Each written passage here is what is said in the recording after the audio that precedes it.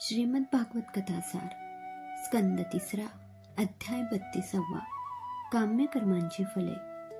कपिल म्हणतात, जो घरामध्येच राहणारा पुरुष धर्म अर्थ व काम यांची प्राप्ती करून घेतो व स्वधर्माचरण करीत राहतो, तो काममोहित झाला असता भगवत धर्मापासून विमुख होतो आणि श्रद्धायुक्त होऊन ऋतूंनी देवांचे व पितरांचे यजन करीत राहतो। पितर व देव यांच्या कर्माविषयी तत्पर असलेला तो सोमयाजी पुरुष चंद्रलोकाप्रत जाऊन परत येतो। सर्व कर्मे शुद्ध चित्ताने ईश्वरा अर्पण करून जे कर्मफलाची इच्छा करीत नाहीत ते सूर्यद्वाराने चराचरांचा नियंता जो सर्वतोमुख पुरुष त्याप्रत प्राप्त होतात। ब्रह्मदेवाच्या प्रलयकाली परमेश्वर दृष्ट्या हिरण्यगर्भाची उपासना करणारे लोक सत्यलोकी राहतात। त्यावेळी स्वयंभू ब्रह्मदेव परसंज्ञक कालाचा अनुभव घेऊन जगताचा संहार करण्याकरिता ईश्वराच्या ठिकाणी प्रविष्ट होत असतो व वैराग्य संपन्न योगीही प्राणवायू व मनाचा जय करून त्या परमेश्वराप्रत प्राप्त होत असतात। हे माते, तू सर्व भूतांच्या हृत कमलामध्ये ज्याने वास्तव्य केले आहे व ज्याच्या कथा मी तुला कथन केल्या त्या परमेश्वरालाच तू शरण जा। चराचर सृष्टीच्या निर्माता ब्रह्मदेव निष्काम कर्माने युक्त असूनही कर्तृत्वामुळे उत्पन्न झालेला अभिमान व भेददृष्टीच्या योगाने परमेश्वराची ऐक्य पाहूनही पुन्हा उत्पन्न होत असतो।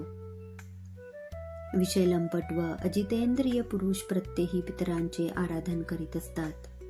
ते श्रीहरीच्या कथेविषयी विमुख असतात।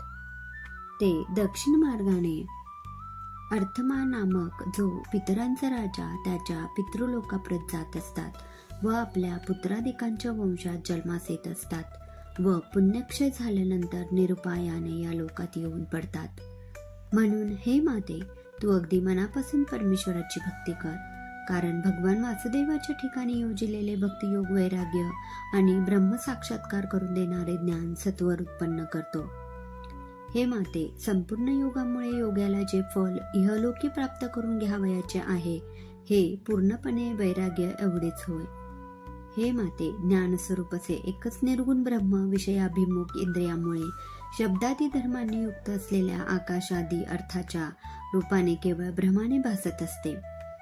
परंतु ज्यांचे चित्त श्रद्धा भक्ती व योगाभ्यासामुळे स्वस्थ झालेले आहे असा जो निसंग पुरुष त्यालाच वैराग्याच्या योगाने ब्रह्म साक्षात्कार होतो।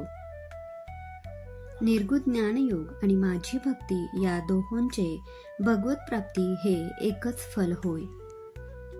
हे माते, भक्ती योगाचे 4 प्रकारचे स्वरूप आणि ज्याची गती अदृश्य आहे व जो प्राण्यांमध्ये संचार करून जन्म मरणाधिक करीत असतो त्या कालाचे स्वरूप मी तुला कथन केले। दुष्ट, विनय शून्य, गर्वसंपन्न, दुराचारी, दांभिक, विषयलंपट, गृहासक्त, अभक्त आणि भगवत भक्तांचा द्वेष करणारे यांना कधीही या ज्ञानाचा उपदेश करू नये। मला अत्यंत प्रिय मानणारा विरक्त, शांत, निर्मत्सर व शुद्ध असेल त्यालाच या ज्ञानाचा उपदेश करावा। श्रीमद भागवतातील तृतीय स्कंदातील 32वा अध्याय समाप्त झाला। ओम नमो भगवते वासुदेवाय। जय श्री कृष्णाय नमः।